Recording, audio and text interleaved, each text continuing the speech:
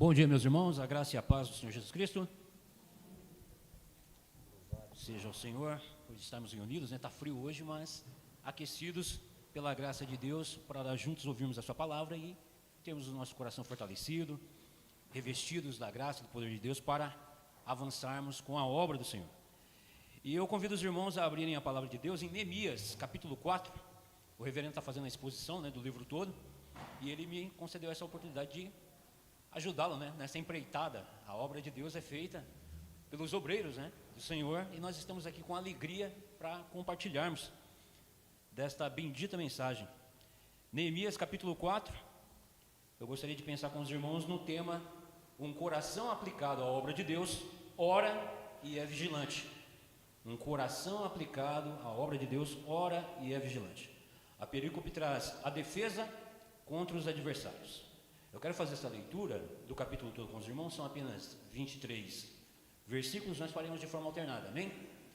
Leiamos a palavra de Deus. Tendo Sambalate ouvido que edificávamos o muro, ardeu em ira e se indignou muito e escarneceu dos judeus.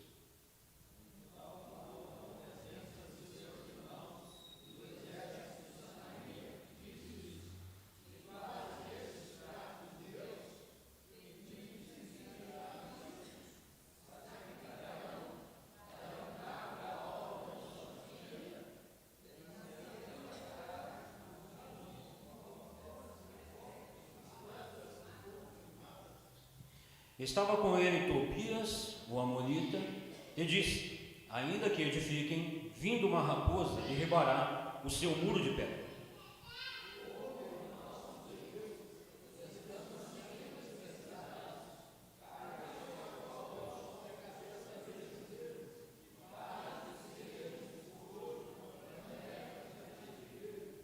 Não lhes encubras a iniquidade, não se risque de diante de ti o seu pecado, pois te provocaram a ira na presença dos que edificam.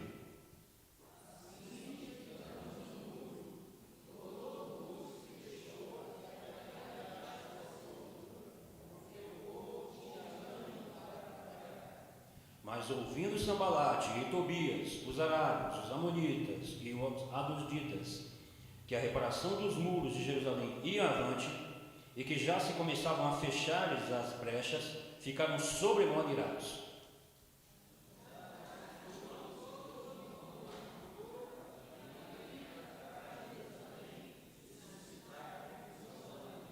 Porém, nós oramos ao nosso Deus, e como proteção pusemos guarda contra eles de dia e de noite.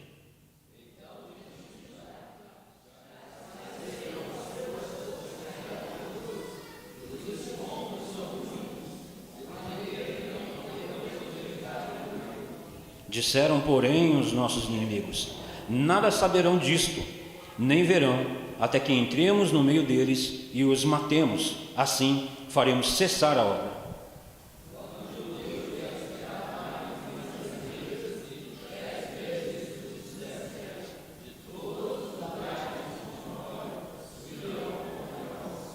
Então pus o povo por famílias, nos lugares baixos e abertos, por detrás do muro, com as suas espadas, as suas lanças e os seus arcos.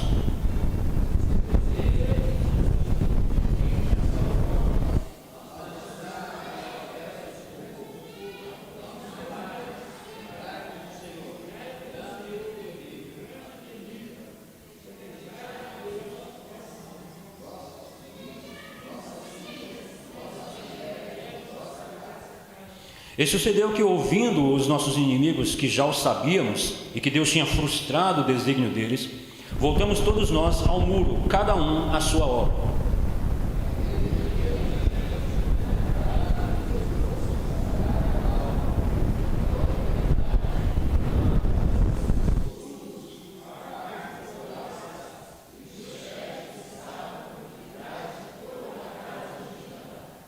Os carregadores, que por si mesmo tomavam as cargas, cada um com uma das mãos fazia a obra e com a outra segurava a arma.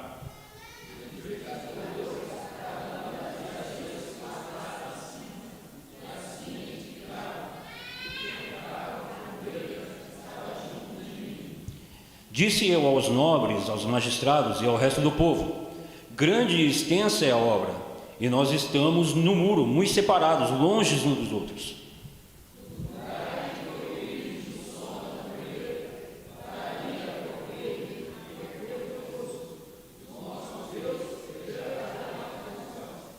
Assim, trabalhávamos na obra, e metade empunhava as lanças, desde o raiar do dia até o sair das estrelas.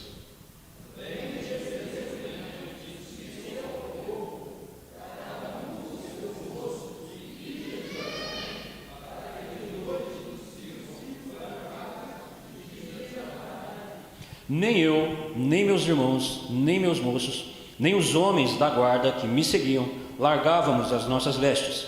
Cada um se deitava com as armas à sua direita. Vamos orar ao Senhor.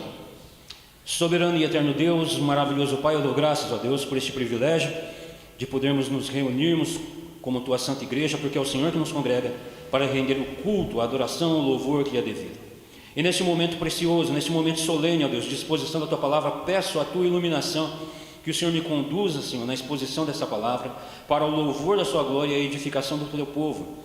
Abre, ó Deus, os ouvidos, os corações, para estarem atentos às lições, ó Deus, que provém da Tua vontade, do Teu coração, para que tenhamos uma vida segundo o Teu santo propósito, para o louvor da Tua glória. É essa, Senhor, a minha oração, que eu peço em nome de Jesus Cristo. Tenha misericórdia de nós e fala-nos, ó Deus, aos nossos corações. Agradeço, ó Deus, por esta rica bênção, em nome de Jesus Cristo. Amém. Irmãos, Neemias, esse livro de Neemias, ele é tido pela história da igreja, pelos grandes estudiosos, pela própria igreja, como um dos livros de maior estratégia de liderança, daqueles que o Senhor chamou para poder conduzir o seu povo na caminhada enquanto estivermos nessa terra, como uma igreja militante, a igreja visível nessa terra. E é sabido, irmãos, desde a história da igreja, isso é notório para todos os cristãos, que a igreja, desde o seu surgimento, pegando a igreja do Antigo Testamento até a igreja da atualidade, ela passou por perseguições, passará por perseguições. Então o tema da nossa mensagem, de um coração aplicado à obra de Deus, ele deve orar e ser vigilante. Neemias, ele demonstra isso durante todo o seu ministério. O Senhor capacitou esse homem, o Senhor colocou no coração desse homem, é um líder que o Senhor chamou para poder guiar ao seu povo de volta à sua terra natal, para que eles pudessem reconstruir os muros, restabelecer o culto, o louvor a Deus, porque a isso foi dado o povo de Israel como luz para o mundo, e depois disso avançar para os gentios ouvirem a palavra da salvação, que está no único e soberano Deus, o Deus soberano, o Deus de Israel, o Santo de Israel, da onde provém o nosso Senhor e Salvador Jesus Cristo. E aí ele recebeu cartas, quando ele esteve diante do rei, como o reverendo bem expôs nos capítulos 1, 2 e 3. Tudo corre maravilhosamente bem. Deus move os corações para que isso se cumpra, porque a palavra de Deus já havia sido profetizada, e não haveria nada que pudesse impedir o avanço do povo de Deus e da sua obra. Mas com isso, o inimigo de nossas almas, o qual a nossa luta, irmãos, não é terrena, nunca foi e nunca será, ela é espiritual. E o maligno, ele vai mover o que? Os seus servos, ele vai mover as suas mulas, ele vai mover os seus cavalos de carga para impedir que o povo de Deus avance para o louvor, para a honra e glória de nosso Deus. E ele, o maligno, ele vai usar os filhos da ira para esse propósito. Eu convido os irmãos a voltarem um momento só para nós frisarmos esses servos do maligno que estão sendo usados para impedir a obra do avanço do povo de Deus, porque impedindo o avanço, o retorno do povo de Deus à sua terra, da onde a descendência viria o Messias jamais viria. Então essa luta não é meramente um capricho de uma pessoa, mas é espiritual no seu cerne. E essa luta nós só iremos manter avante se nós mantivermos os nossos joelhos fincados no chão e em oração constante, né? Então no capítulo 2, nos versos 9 e 10 diz assim: então fui aos governadores da além do Eufrates e lhes entreguei cartas do rei. Ora, o rei tinha enviado comigo oficiais do exército e cavaleiros. Disto ficaram sabendo Sambalate, o Horonita, e Tobias, o servo amonita, e muito lhes desagradou que alguém viesse a procurar o bem dos filhos de Israel.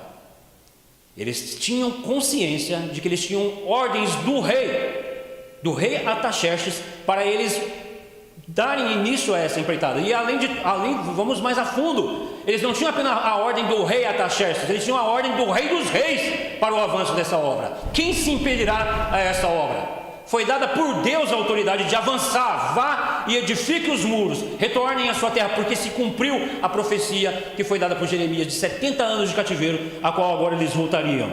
Ainda no capítulo 2, versículo 19: porém Sambalate, o Horonita, e Tobias, o servo amonita, e Gesem, o arábio, quando souberam, zombaram de nós e nos desprezaram, e disseram: que é isso que fazeis? Quereis rebelar-vos contra o rei?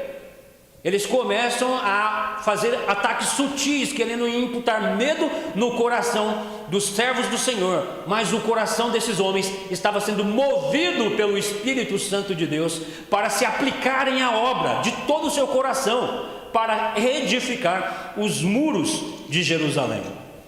Tendo Sambalate, capítulo 4, o texto do nosso estudo, tendo Sambalate ouvido que edificávamos o muro, ardeu em ira, e em seguida dignou muito e escarneceu dos judeus. A ira dele não é contra a pedra, não é contra tijolo, como eu já disse, devemos olhar além. O propósito é maligno, o propósito é demoníaco. Esse é o propósito do mundo contra a igreja, contra cada um dos que estão assentados aqui nesta manhã. A igreja de Cristo, no decorrer da história, não está preocupada com parede, com pedras, mas com um espírito inabalável que se aplica em fazer a obra de Deus. E eles vão usar das ferramentas que muitas das vezes, infelizmente, nós como povo de Deus, nos deixamos atacar, nos deixamos ser feridos por elas. E ele continua: então falou na presença de seus irmãos e do exército de Samaria e disse: que fazem esses fracos judeus? Permite-lhes a isso, sacrificarão, darão cabo num só dia, renascerão acaso dos montões de pó, as pedras que foram queimadas? Para com isso, que estupidez é essa? Começa a desencorajar. Infelizmente, no meio do povo cristão, são muitos os que dão ouvido à mundanidade, à voz do maligno, e começa a desanimar. Eles não querem mais cultuar, não querem mais estar na obra de Deus, na igreja, no evangelismo, no culto doméstico, na obra de Deus, no avanço da obra de Deus, e começa a desavisar. Nós sabemos, irmão, é notório que no mundo em que nós vivemos na atualidade, a voz do maligno clama por meio das ideologias constantemente. É no nosso trabalho, é na escola, com as nossas vizinhanças. Somos constantemente atacados por Tobias e Sambalates que estão envolvidos nesse mundo, que são filhos do maligno. E muitos deles até mesmo estão entre nós para desanimar o povo de Deus. E como devemos responder a isso? Debatendo com eles, criando brigas na internet, criando brigas físicas com essas pessoas? De forma nenhuma. Nós vamos daquele que nos autorizou a isso, porque fomos para isso ordenados. A liderança da igreja foi ordenada para liderar o povo, dando a eles o quê? Ferramentas para o bom combate. Ferramentas, e as ovelhas estarem revestidas de toda a armadura de Deus, para se manterem o quê? Firmes nos dias ruins. E não tem dia bom, nunca teve para o povo de Deus. O que nós vemos no decorrer da história da igreja, como estamos estudando as traduções bíblicas, as confissões de fé, tudo isso foi regado ao sangue dos mártires do povo de Deus, que se manteve inabalável diante da perseguição, porque estavam revestidos de oração e de perseverança. Teve um pensador que disse: morrer se possível, matar nunca. Nós, o povo de Deus, colocamos na mão do Senhor. Ele nos vingará, Ele vingará o sangue dos seus eleitos, do seu povo. A nós compete o quê? Marcharmos e seguir adiante com varonilidade santa, com brio santo, nos colocamos na presença do Senhor, para que possamos avançar e o mundo tema, porque não servimos a um Deus qualquer. Quando nós vamos lá em Atos, quando Ananias e Safira são mortos pelo próprio Deus, o texto vai dizer que o povo se alegrava com isso, mas não ousava fazer parte do meio desse povo, porque com esse Deus não se brinca, não se brinca. E Neemias tem conhecimento dos decretos eternos de Deus e da sua santidade e da sua vontade, e ele responde com o quê? Com uma oração imprecatória. Ele responde da seguinte maneira, versos 4 e 5: ouve, ó nosso Deus, pois estamos sendo deprezados, caia o seu opróbrio sobre a cabeça deles, faze que sejam despojo numa terra de cativeiro. Não lhes encubras a iniquidade, não se risque diante de ti o seu pecado, pois te provocam a ira na presença dos que edificam. O nosso Senhor Jesus Cristo, Ele nos ensina: orai pelos vossos inimigos, orai para que eles sejam alcançados pelo poder, pela graça de Deus, porque esse é o desejo de vontade de Deus, que nenhum homem se perca, que nenhuma alma pereça. Mas o desejo de decreto de Deus é que haverá punição para aqueles que, impenitentes, coração duro, blasfemam contra o santo de Israel, se levantam contra o Senhor. A condenação dos tais é certa. Paulo deixa isso claro. O Senhor Jesus Cristo traz orações imprecatórias: ai de ti, Corazim, porque se os milagres que ocorreram em Sodoma e Gomorra tivessem ocorrido nos dias de hoje, há muito teriam se arrependido, mas vocês não. E aqui é o povo de Deus marchando. O pessoal, eles têm conhecimento, porque isso não acontece em nenhum lugar distante, ocorre em Israel. E os que se levantam estão em Samaria, que faziam um mesclado do culto ao Deus verdadeiro, ao Deus único e verdadeiro, Deus de Israel, mas que imputavam também, junto a esse culto solene, divindades pagãs, distorção do que haviam trazido do cativeiro assírio. E esses homens agora se levantam contra esses homens de Deus, que vieram a mandado do rei, que receberam a ordem dos reis para a reedificação do muro. Eles vêm com o quê? Com calúnia. Eles vêm para difamar, e eles fazem isso na presença de Deus. Eles fazem isso não é na presença de Neemias, não é na presença dos que edificam, mas na presença do Senhor. Quem que nós vimos no Novo Testamento que fez isso? Saulo, Saulo, por que me persegues? Perseguir o povo de Deus é perseguir o próprio Deus. E se nós não tivermos esse discernimento, esse conhecimento nas nossas vidas, a gente há muito descamba para a obra do Senhor. A gente muito abandona, porque a gente pensa que é pelo nosso poder do braço. Nisso está a idolatria. O coração do homem é uma fábrica de ídolo. Mas Neemias busca no Senhor essa oração. Essa não é uma oração pecaminosa. Não é uma oração pecaminosa. Tem muito crente que às vezes se envergonha dos salmos imprecatórios, da oração imprecatória, mas é uma oração que se dirige a Deus, ao Senhor, aquele que detém a reta justiça, Rei dos reis, Senhor dos senhores, juiz. Ele coloca nas mãos do Senhor. Senhor, ele não está olhando para salvação. Senhor, não lhes encubra os pecados. Acabamos de ler o Salmo 32. Bem-aventurado a quem o Senhor encobre os pecados, a quem o Senhor não imputa iniquidade. Bem-aventurado aquele que tem o coração aquebrantado. Mas aqueles, irmãos, que não se aquebrantam, que sabendo que estão lutando contra o santo e verdadeiro Deus, que é o que ocorre no mundo hoje, sempre ocorreu, nunca vai deixar de ocorrer. Vemos os santos lá em Apocalipse. Até quando, Senhor? Até quando? Até quando? Há pecado nesses que clamam dessa maneira, com um brio santo que deve haver na minha vida e na sua?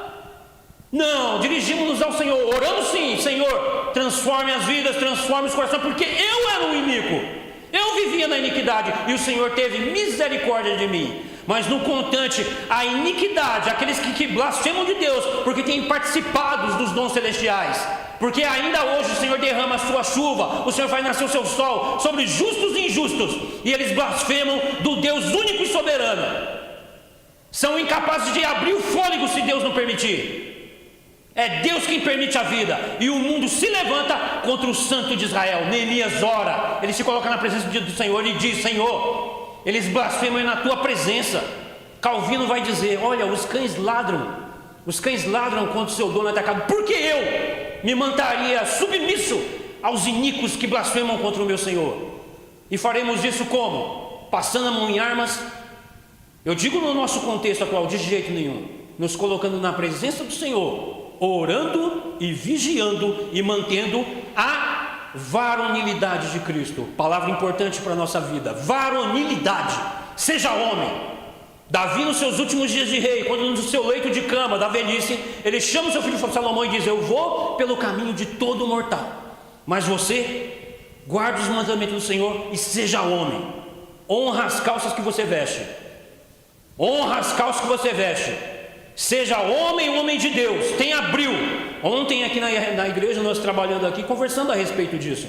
O homem não pode ser frouxo, principalmente o homem de Deus. O homem ele tem que passar ar de periculosidade. Você não é um santo bobão, porque senão vão fazer isso conosco. Vai falar que o pastor é frouxo, que os presbíteros é frouxo, que os membros da igreja é frouxo. Seja homem de Deus.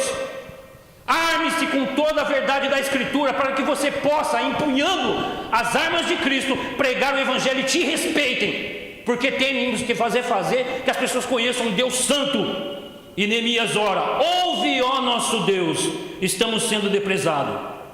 Cai o opróbrio deles sobre a cabeça deles, e faz com que seja despojo numa terra de cativeiro. Não lhes encubras a iniquidade, e não se risque diante de ti o pecado, pois te provocaram a ira na presença dos que edificam. Assim voltamos ao trabalho, assim edificamos o muro, e todo o muro se fechou até a metade, a sua altura, porque o povo tinha ânimo para trabalhar. Um coração que se empenha na obra de Deus é um coração que tem Deus em primeiro lugar. Buscar em primeiro lugar o reino dos céus. Buscar em primeiro lugar o reino dos céus, e esse reino de Deus, o qual nós estamos já assentados nas regiões celestiais. Muitos não sabem disso, estão pensando em ver anjos, essas questões, querem um arrepio, querem fogo. Você já está, irmão, assentado nas regiões celestiais para trabalhar, para que você possa participar de todo o trabalho santo a qual o Senhor nos deu, para que o reino avance. E devemos fazer isso como? Com o coração disposto. É um coração que se alegra em cultuar, de trabalhar nas secretarias internas, SAF, PH, UMP, as adolescentes. Essa é a obra, e para isso é necessário que tenha o quê? Um coração disposto. E um coração disposto, ele faz o quê? Ele ora. Senhor, me capacita. Senhor, me enche do teu Santo Espírito, para que eu possa estar aprendendo, ombreando com os meus irmãos. Lembra, somos um corpo, tem vários membros, mas um só corpo, uma só cabeça, e é Cristo Jesus o nosso Senhor. Para que a obra avance, não podemos, irmãos, dar ouvidos à voz de Satanás, porque ele fala e nós ouvimos audivelmente, mas quando Deus fala, nós não ouvimos, porque queremos dar mais margem ao que o mundo está clamando do que é a palavra de Deus. E para isso, irmãos, nós vamos responder, só conseguiremos avançar com o reino se nós tivermos um coração disposto. Assim edificamos o muro, e todo o muro se fechou até a metade, a sua altura, porque o povo tinha ânimo para trabalhar. Mas ouvindo Tobias e Sambalate, os arábios, os amonitas e os adoditas, que a reparação do muro de Jerusalém ia avante, e que já se começavam a fechar-lhes as brechas, ficaram sobre modos irados. O inimigo ficará irado, e é o papel dele mesmo se irar. Tem um grande homem de Deus que ele evangelizando, o reverendo pode me lembrar o nome, ele evangelizando, ele passando, eu acho que era Wesley, evangelizando, ele passando por uma das cidades, de repente ele parou no meio e percebeu que nenhuma pedra foi lançada. E ele disse: tem misericórdia de mim, Senhor, porque eu estou em pecado. Aí o tijolo veio. Sai daqui, seu marido. Ele: louvado seja o Senhor, porque eu não me tornei como o mundo. Eu não estou agradando a homens, a meu propósito é agradar a Deus. A obra que avança, que faz a vontade do Senhor, ela não é politicamente correta. Ela prega o evangelho, chama o homem a arrependimento, e ela tem empenho nisso. Não agrada o mundo, mas agrada ao Senhor. Então trará o quê? Inimigos. O mundo nos odeia, o mundo quer o nosso fim. O Senhor Jesus Cristo orou, quando orou para Pedro, Senhor, orando para Pedro, ele disse: Pedro, Satanás te pediu para te moer. Ele constantemente almeja isso, irmão. Cada um de nós, a nossa luta não é contra carne e sangue. Se você tem empenho na obra do Senhor, saiba que você será perseguido. O mundo te odeia. O Senhor Jesus Cristo diz: o mundo te odeia, mas saiba que antes de tudo odiou a mim. E aí você começa a entender a oração de Neemias: ouve, ó nosso Deus, ouve, Senhor, porque é o Senhor a quem eles blasfemam. Porque eu sou pó, eu sou pequeno e fraco mesmo. Eu sou exatamente isso que eles falaram, porque como Paulo ensina, quando eu sou fraco é que eu sou forte. Eu não confio no poder do meu braço, mas eu confio no Senhor, que me trouxe da sepultura, que me ressuscitou para enfileirar o exército do Senhor, um povo santo, um povo zeloso de boas obras, um povo que tem alegria em cultuar, um povo que tem alegria em participar de uma escola dominical, um povo que tem alegria de se sentar com seus filhos, como nós veremos, para um culto doméstico, para ensinar aos seus filhos como proceder nessa vida, como proceder na presença de Deus. Louvado seja o Senhor. mas os inimigos de nossas almas, o qual agora reflete na vida de cada uma das mulas de Satanás. São quem? Sambalate e Tobias, os arábios, os amonitas, os asdoditas se unem. Eles vivem em ideologias. Um diz uma coisa, outro diz uma coisa, mas quando se trata do povo de Deus, se unem. Se unem. O maligno, ele quer o nosso fim. Ele quer nos esmagar, mas ele não tem poder para isso. E aqui nós vemos um paralelo aonde? Lá em Jó, quando Satanás diz: vai perante o servo de Deus e vê, e o Senhor permite que tudo aquilo aconteça para que nós tenhamos o que? Ensino, para que nós tenhamos o que? Sabendo que o inimigo, ele não tem poder nenhum se do alto não for dado, e a nós foi dada autoridade para avançar, não é para parar. A vida do crente é oração e ação, é oração e prática, é vida de oração e prática. Não é passar 48 horas trancado num quarto orando o dia inteiro e não sair dali para orar, porque nem disso Deus se agrada. O que ele fala para o seu povo? Por que vocês estão clamando a mim? Já falei para marchar. A vida é o que? Oração e trabalho. Robert Haldane, um pastor presbiteriano do ano de 1700, ele tem uma frase maravilhosa que ele diz assim: orar e trabalhar. Aquele que ora, mas não trabalha, ele zomba de Deus. Ele zomba de Deus. Aquele que trabalha, mas não ora, rouba de Deus a sua glória. É um remo. A vida do cristão é oração e trabalho. Dedique-se ao estudo da palavra. Se você almeja o episcopado, Paulo vai dizer isso, e nós desejamos que aqui nessa igreja hajam presbíteros para o futuro, homens varonis em Cristo, cheios do Espírito Santo, conhecendo a sã doutrina, para pastorear a igreja de Cristo, para poder liderar na verdade e verdade em Cristo, para que o rebanho esteja fortalecido e possa se manter firme nos ataques, e não fazer picuinhas, não fazer distúrbio, como verá adiante, como verá no capítulo 5, mas vamos nos ater ao nosso texto. Mas é necessário que sejamos o quê? Firmes, oração e disposição. Verso 8, ajuntaram-se todos em comum acordo, os inimigos se ajuntaram, para virem atacar a Jerusalém e suscitar confusão ali. E aí, mais uma vez, porém nós oramos ao nosso Deus, e como proteção pusemos guarda contra eles de dia e de noite. E aqui nós vemos algo maravilhoso: oração e praticidade. Como foi dito por Haldane, não basta apenas orar, é necessário que você tenha atitudes. Eu vou orar ao Senhor: Senhor, guarda a minha vida, mas eu vou prestar atenção no atravessar da rua, dos dois lados se está vindo o carro. Eu não vou zombar de Deus, eu não vou colocar o Senhor Deus à prova nesse sentido. Não seja tolo, não faça isso, não caia nesse tipo de misticismo. Os tempos estão ficando dificultosos, procura fazer uma renda. Isso não é duvidar de Deus, não confiar na graça, na providência de Deus, mas que você tem que fazer o quê? Vigiar, porque o seu coração está em Deus e não no dinheiro. Quando o seu coração está no dinheiro e nessas coisas em si, aí sim há pecado, aí sim há o quê? A idolatria, aí sim há o destronamento e aí há a soberba. Mas nós devemos ser vigilantes. E Neemias, ele falou: oraremos ao Senhor, vamos manter a confiança no Senhor, orando no Senhor, porque essa obra é do Senhor, mas coloca guardas, porque nós já vimos qual que é o intento do inimigo, nós já sabemos qual que é o intento do inimigo de nossas almas, é nos aniquilar. Então disse Judá, verso 9 ainda: porém nós oramos ao nosso Deus, e como proteção pusemos guarda contra eles de dia e de noite. A vigilância, irmão, não pode dormitar. Não dormita o guarda de Israel. O nosso Deus não dormita. Mas se nós dormitarmos, nós seremos culpados do próprio sangue nosso e daqueles que estão sob o nosso cuidado, se vier a ser derramado. O que o Senhor diz lá a Ezequiel?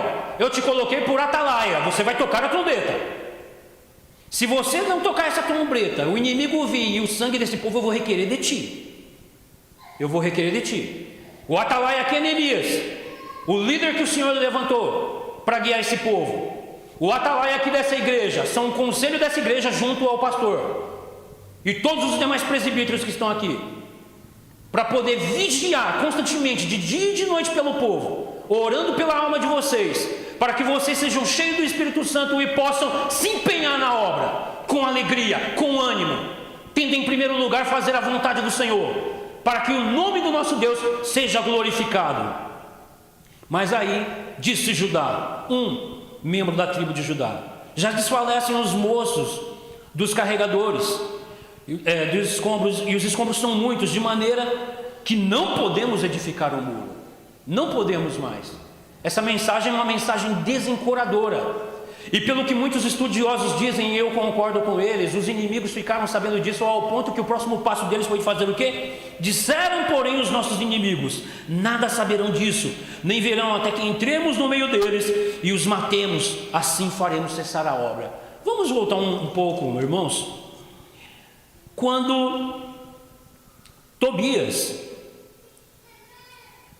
no versículo 3, ele diz: estava com ele Tobias o amonita, e disse: ainda que edifiquem, vindo uma raposa, derribará o seu muro de pedras. Quem é a raposa? O inimigo fala do que ele é próprio. Ele é sorrateiro, ele é astuto. O inimigo não dormita. Ele está constantemente tentando achar brechas para que nessas brechas, porque ele é covarde. Ele é covarde. O maligno, ele é covarde, ele vai agir na covardia. Aqui Tobias revela o seu coração, revela qual é o propósito tanto dele quanto de Sambalate. Eles vão entrar o quê? De maneira sorrateira. É ele a raposa que derribará o muro de pedra. Muro de pedra que ele fala como se fosse erguido de qualquer maneira, devido à velocidade com que avançava a obra. Não, a obra ela é feita de forma rápida, mas de forma o que? Aplicada à glória de Deus, porque é isso que as Escrituras nos ensinam. Nós devemos fazer os trabalhos, irmãos, das nossas vidas como o que? Ao Senhor. Faça o seu trabalho. Quando um sapateiro perguntou para Lutero: Lutero, como posso glorificar a Deus? Ele disse: continue fazendo o que você faz, continue sendo um sapateiro, mas faça de tal maneira como que para o Senhor. Não é um mero muro de pedras. Pastorear uma igreja não é passar o domingo, passar a semana inteira assistindo futebol, Netflix, e chegar aqui: não, hoje eu vou pregar a palavra. Não, é ter esmero pelo povo de Deus, é cuidar, zelar pela alma de cada um de vocês, porque a alma de cada um de vocês, o sangue de cada um de vocês será requerido da liderança, será requerido daqueles que vos ensinam, que vos aplicam a palavra de Deus, para que vocês possam estar embraçados com a verdade. Então o inimigo, ele disse: nada disso saberão. Disseram por eles: nada saberão disso, nem verão até que entre no meio deles e os matemos. É matar. O propósito é matar. Por que eles não mataram abertamente? Porque Tobias diz que os exércitos deles estavam ali, do amonita, de Sambalate. Mas eles haviam, a Neemias foi com o quê? Com cartas reais. Ele não é louco para isso. Ele ameaçou. Ele ficou naquele, jogo de ameaças, porque não pode, porque ele teme o Rei dos Reis. Ele não tem autoridade para isso, mas ele vai usar do quê? De estratégia maligna para amedrontar o povo, Então continua o texto, verso 12: quando os judeus que habitavam na vizinhança deles 10 vezes nos disseram: de todos os lugares onde moram, subirão contra vós. Olha Deus, na sua divina providência, enviando mensagens para alertar o povo. Não foi uma vez que foram enviados judeus, porque eles habitavam em uma região que havia judeus habitados, dispersos, devido à situação em que encontrava Jerusalém. E haviam habitantes judeus ali que foram avisar os seus irmãos, avisar que: olha, os inimigos estão falando que eles vão vir contra vocês, estejam alertas, estejam preparados, porque o intuito deles é vir sorrateiramente, é entrar sorrateiramente, porque matando sorrateiramente eles têm um álibi.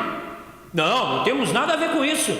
Quando o Ataxerxes, perguntado por Ataxerxes: não, matamos, ou melhor, a verdade é, não matamos esse povo, alguma coisa aí aconteceu, porque como uma raposa sorrateira, eles entrariam, e o intuito é matar, e assim fazer cessar a obra, porque a obra de Deus o Senhor não fará por nós.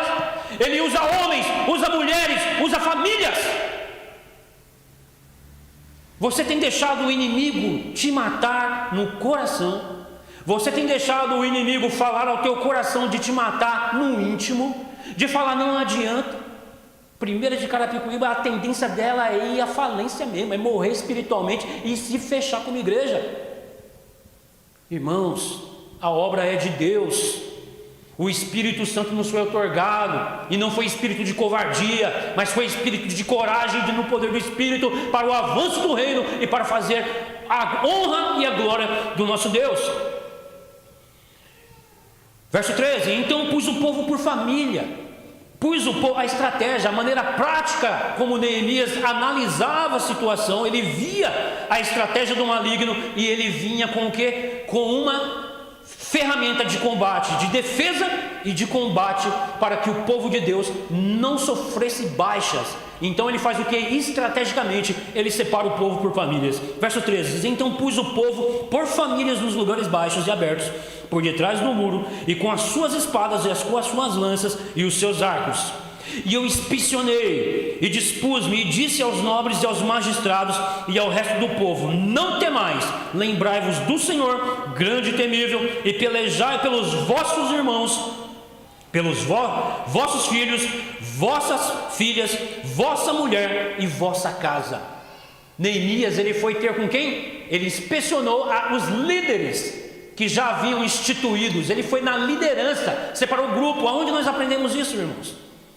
Nós aprendemos isso com Moisés, quando Moisés, diante de todo aquele povo, o seu genro vai lá e diz isso, o seu sogro: Moisés, o serviço é duro demais, você sozinho não vai aguentar, a obra de Deus não se faz um só sozinho, a gente não pode, irmão, se apegar a cargo. Se você não tem capacidade para pregar, não queira pregar. Eu mesmo não queria, mas se o Senhor me chamou para isso, aqui estou para levar a mensagem e expor a vocês. Dá àquele irmão que tem capacidade para isso, passa o serviço para quem tem capacidade. Neemias sozinho se viu cercado pelos inimigos. Ele viu a situação e ele estrategicamente separou por famílias e foi aos líderes, colocou os líderes instruídos ali para manter aquele povo com ânimo no Senhor, porque ele finaliza dessa maneira. Ele diz, verso 13: então pus o povo por famílias nos lugares baixos, abertos por detrás do muro, com suas espadas e suas lanças, os seus arcos. Inspecionei, dispus-me, disse aos nobres, aos magistrados, ao resto do povo: não temai, lembrai-vos do Senhor, grande e temível, e pelejai pelos vossos irmãos, pelas vossas irmãs, vossa esposa e vossa casa. De maneira que essa liderança é para ter confiança no Senhor, mas manter a vigilância. O que nós tiramos aqui de lição preciosa para a nossa vida? Cada pai de família é um sacerdote do lar, e vocês são responsáveis pelo sangue na sua casa. Não fica querendo alimentar o seu filho, a sua família, a sua esposa só no fim de semana com a pregação aqui na igreja no culto de domingo. Faça reuniões no seu lar. Faça reunião no seu lar, esteja atento à palavra de Deus, à verdade de Cristo, para que você, quando o inimigo vier, você esteja preparado com a espada da verdade, calçado com a sandália do evangelho, o capacete da salvação, para que nada, porque ela entra na sua casa, pela televisão, pelo rádio e pela cultura vigente. Eu estava na escola dominical passada conversando com o reverendo, a gente até discutiu um pouquinho sobre isso, de que nós não somos conservadores, não somos progressistas, não somos esquerdistas, somos cristãos. Povo de Deus, conservamos sim os bons costumes, guardamos sim as questões morais, mas não somos moralistas, somos cristãos. Jesus disse: o meu reino não é desse mundo, não é daqui, nós não somos daqui. E o mundo nos odeia e irá nos perseguir, pretende nos destruir. Cuida do teu irmão, cuida da tua casa, cuida da tua família, ombreia-se comigo, ore pela minha família, eu oro pela sua, ore pela família dos seus irmãos, para que nós estejamos unidos, para quando a serpente falar no ouvido de uma família, caia por terra todo tipo de levante, porque ele vem, é constante e não cessa. Vocês não são do mundo, como eu também não sou. Jesus disse isso: se me amais, guardais os meus mandamentos.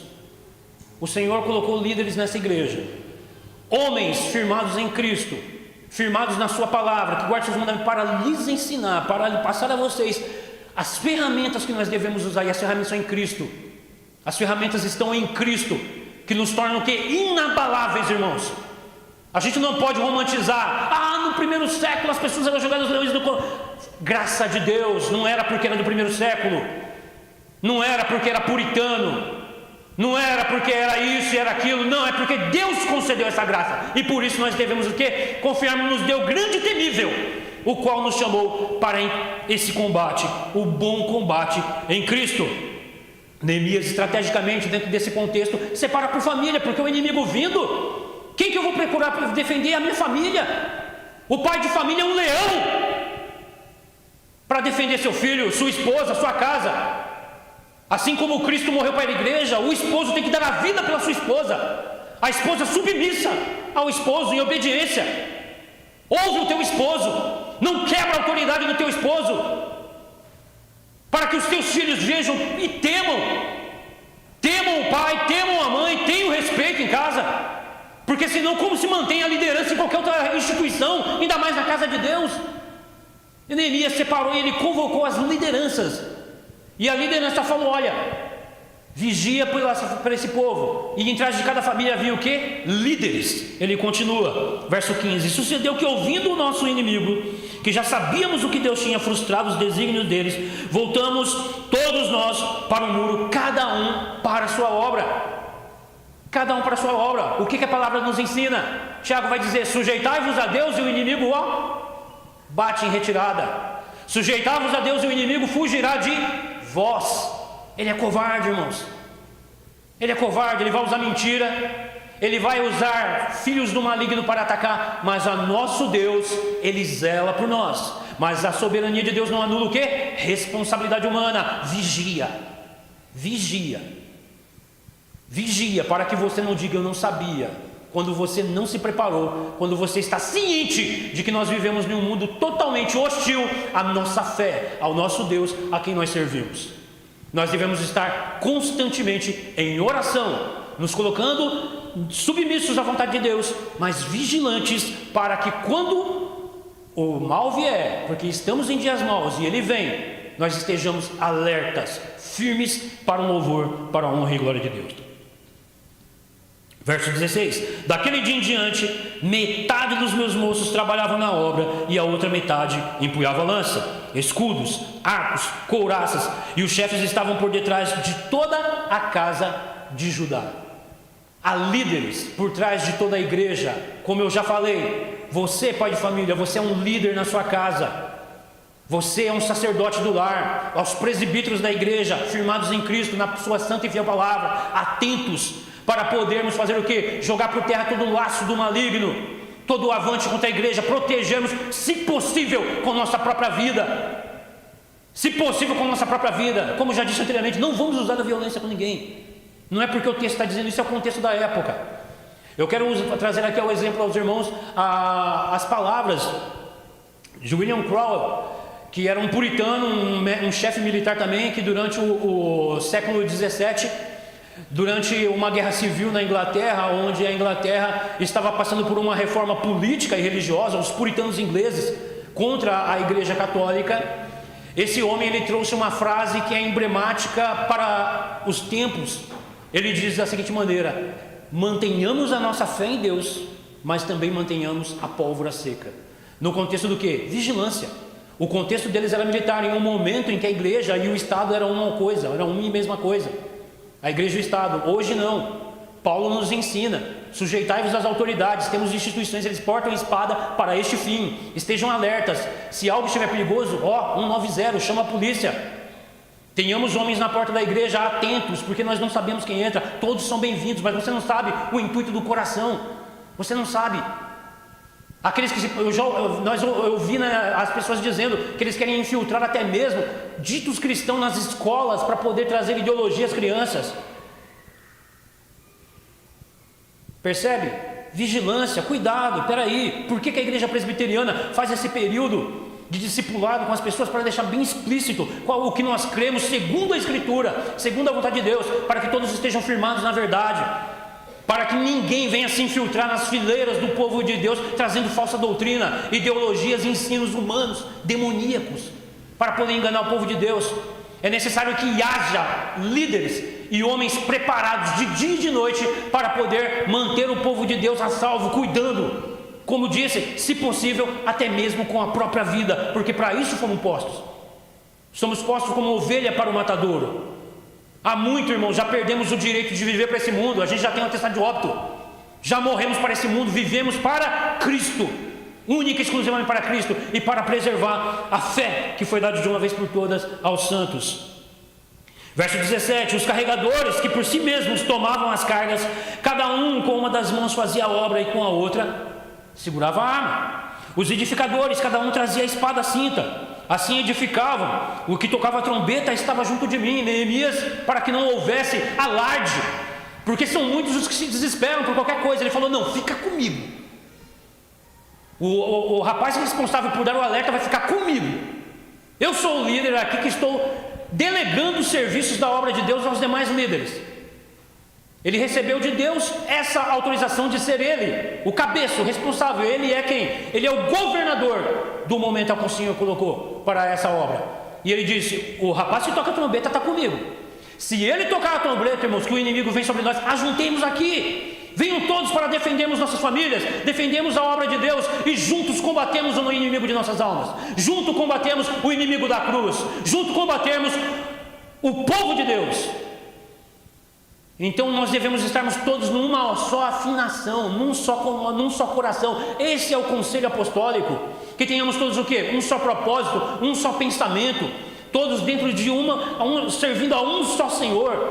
Porque todos nós, irmãos, fomos batizados pelo mesmo Espírito, e estamos todos unidos debaixo do senhorio de um único Senhor. Não há divisão entre nós. Se está dividido, como se estivesse reino. Os inimigos se unem para destruir o povo de Deus, mas o povo de Deus se espalha. O povo de Deus dá ouvidos a picuinhas, muitas coisas, muitas vezes se espalha. Mas como disse, não é o foco desse texto, ficará para mais adiante. Disse aos nobres e magistrados, verso 19, e ao resto do povo: grande e extensa é a obra. Grande e extensa a obra, e nós estamos no muro, separados longe um do outro, no lugar em que ouvirdes o som da trombeta, para ali correi a ter conosco, e o nosso Deus pelejará por nós. O Senhor se agrada da comunhão, o Senhor se agrada aonde o Espírito se aquebranta na presença dele. E um irmão, grande é esse mistério, Paulo vai dizer com relação ao casamento. Eu costumo sempre dizer, num casamento, se a mulher bater a canela e o esposo não sentir, tem problema. Tem problema. Se o esposo bater a canela e a esposa não sentir, tem problema. E ele traz esse mistério para dentro do povo, do corpo, da igreja de Cristo. Que nós devemos estarmos o quê? Unidos, irmãos, aos nossos irmãos. Porque a igreja de Cristo no mundo sofre ataques constantes. E nós devemos fazer o quê? Orar por eles, orar por nós e por eles. Pela igreja que se encontra sendo atacada no mundo inteiro. Nós ainda, por breve momento, temos essa liberdade de culto, a liberdade de evangelismo, a liberdade para nos reunirmos. Mas o inimigo, ele está espreitando, ele ruge como um leão. É o que Pedro vai nos ensinar e é o que nós estamos vendo aqui. O inimigo rugindo, cercando pelos cantos, para poder fazer o quê? Matar, dizimar, porque a nossa fé incomoda. Nós não estamos acariciando ao ego humano, as vontades do coração humano, mas nós fazemos o que queremos e almejamos, colocamos o nosso coração a fazer. O nosso coração arde por fazer o que? A vontade de Deus, avançar com o reino, pregando o evangelho, para que nós possamos ver essa igreja cheia, com o mesmo volume de pessoa, pela graça de Deus, na escola dominical, no culto, nas reuniões de oração, unidos, cultos nos lares. Isso louva o Senhor, o disso o Senhor se agrada. Para que nós possamos dizer, não apenas da boca para fora, ó, qual bom e suave é que os irmãos se mantenham em união. A gente fala com um texto decorado, um texto batido, mas o nosso coração arde por de fato nos reunirmos solenemente em Cristo, para o culto, para combatermos o bom combate, abraçando aquele que se encontra ferido, pondo ele de pé e falando: meu irmão, levanta, porque a obra é extensa. Olha para a nossa vida passada. Eu nem sabia o que era igreja. Lembro da minha conversão, quando o irmão chegou para mim falando a respeito da história da igreja. Eu olhei para o meu sobrinho e falei: tem tudo isso, Michael? Ele falou: você não sabe da missa o terço. Grande é a obra. E a gente olha para a história da igreja e vê tanto sangue derramado. A gente vê a igreja perseguida, irmãos evangelizando para diversas línguas indígenas. Oremos por eles, estejamos unidos, servindo também com nossos bens materiais, cada um dentro daquilo que lhe é possível, para que a obra de Deus avance. Porque é necessário o quê? Deus usa homens, irmãos. Muita gente dando ouvido a ímpio aí. Deus não precisa de dinheiro. Irmãos, nós não vai ficar degradando com essas pessoas. Eles não sabem discernir a mão direita da mão da esquerda. Mas a nós foi dado a conhecer os mistérios revelados em Cristo, para que nós possamos ter o discernimento, nos armarmos com toda a verdade e nos dispormos com os nossos bens, com a nossa família, com todo o nosso ser, para a honra e glória do nosso Deus. Então Neemias ele diz: olha, quando ouvir a trombeta, se une. Nós devemos, irmãos, estamos ouvindo a trombeta, o alerta que é a palavra de Deus sendo pregada. Nós já estamos nos últimos tempos. Eu tenho isso no meu coração. Não compete a mim dizer dia e hora, isso o Senhor condena. Nós vemos muitas seitas pregando isso, de maneira que houve muitas coisas terríveis por causa de falsos mestres, falsos ensinos. Mas é notório que o Senhor deixa claro na Escritura: quando virem os sinais, a trombeta toca constantemente, vem tocando há séculos, estejam alerta. Não é hora para brincadeira, não é hora para ficar de bate-papo com mesquinharia, mas é hora de estarmos alerta, empenhados, ouvindo o som da trombeta e nos unindo para mantermos o avanço do reino até o dia da vinda do nosso Senhor. E ele diz, verso 21, assim trabalhamos na obra, e metade empunhava as lanças, desde o raio do dia até o sair da estrela, perseverança constante, oração constante. Também nesse mesmo tempo disse eu ao povo: cada um com seu moço fiquem em Jerusalém, para que de noite nos sirvam de guarda e de dia trabalhem. Revezamento nos trabalhos, para que não canse, não entremos em sobrecarregamento. O povo de Deus é vasto, e o Senhor tem trazido cada dia, cada vez mais o seu povo. Nós devemos acolhê-los para o engrossamento das fileiras no combate da nossa fé, para que muitos irmãos junto conosco, um levantando o outro, mantendo o entusiasmo. É o lema da nossa PH: confiança em Jesus, entusiasmo na ação e união fraternal. Não deve ser um lema da boca para fora, mas isso para a vida, para o coração do crente. Nós temos que ter esse desejo, esse empenho. E Neemias dá exemplo, verso 23, para o nosso encerramento: nem eu, nem meus irmãos, nem meus moços, nem os homens da guarda que me seguiram largávamos as nossas vestes, cada um deitava com as suas armas. O líder não pode baixar guarda. Ele é exemplo, ele é o ponta de lança, ele é aquele que está com a bandeira levantada na frente do combate, é o primeiro a cair se vier o combate. A nossa vida, como já foi dita, está em Cristo, já perdemos há muito. Então o trabalho da liderança, Neemias dá esse exemplo. Ele não está falando: olha, vão lá, tá? Vai lá, fica lá, ó, eu vou ficar ali perto já da fronteira para me voltar se caso alguma coisa acontecer. Não, a espada não vai sair da minha cintura. Ele dormia com a espada do lado, ele estava preparado para que no avanço do inimigo, e o moço que tocava a trombeta do lado dele, ao soar a trombeta, ele liderar junto com os outros líderes. Então nós vimos, irmãos, aprendemos que Deus nos revela com esse livro maravilhoso, que é o livro de Neemias. Como o reverendo tem exposto, tive essa oportunidade de expor para os irmãos esse capítulo, e o tema desse capítulo fique gravado no seu coração. Que você tenha um coração disposto, um coração que arda pela obra de Deus. Não é um coração, irmãos, lembra de Eliseu quando ele disse: Senhor, abre os olhos do moço, para que você possa ver. Para que você possa ver, irmão, que você não está num clubinho humano, meramente humano. Não é uma reunião de domingo onde a gente toma um cafezinho gostoso, um chazinho, e tem uma reunião. Mas, irmãos, nós estamos numa luta espiritual. O inimigo vai se levantar. A Escritura nos deixa de alerta. É nítido, irmãos, para cada um de nós, de que o inimigo, ele nos odeia, ele vai perseguir a minha vida e a sua, ele vai perseguir os seus filhos. Eu vejo muitos irmãos com famílias sendo formadas. Zele pela sua família, com oração e com vigilância. Cuidado com o que o teu filho leva para dentro de casa, com o que ele assiste. Cuidado com o que sua esposa anda ouvindo. Nós estamos num mundo regado pelo feminismo maligno, isso é demoníaco, aonde eles colocam até mesmo a Escritura como sendo que machista.